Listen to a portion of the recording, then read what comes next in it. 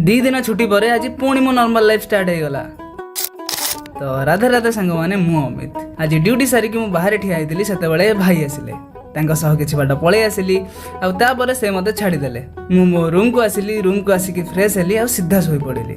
किछि समय पर निद भांगिला आ हठात मन पड़िला अरे सेविंग हवा बाकी अच्छी तापर मु सब जिनस पत्र धरी बसी पड़िली सेविंग हवा को। जेहेतु मु जने फायरमैन मते सब बेले नीट एंड क्लीन रहिबा पड़े।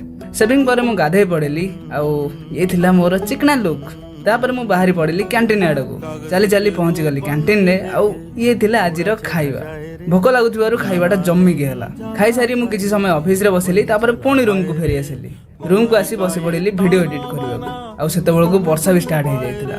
बाहर रो वर्षा रूम रो ठंडा एनवायरनमेंट आउ हाथ रे एडिटिंग मस्त फील आसुतिला। वीडियो एडिट सारी मु पुणी सोई पड़िली आउ उठिला बेलू को सीधा 8:50 तापर फटाफट रेडी हेली आउ ड्यूटी को पळै आसिली आउ एबे पुणी मो काम लागि जाइछि।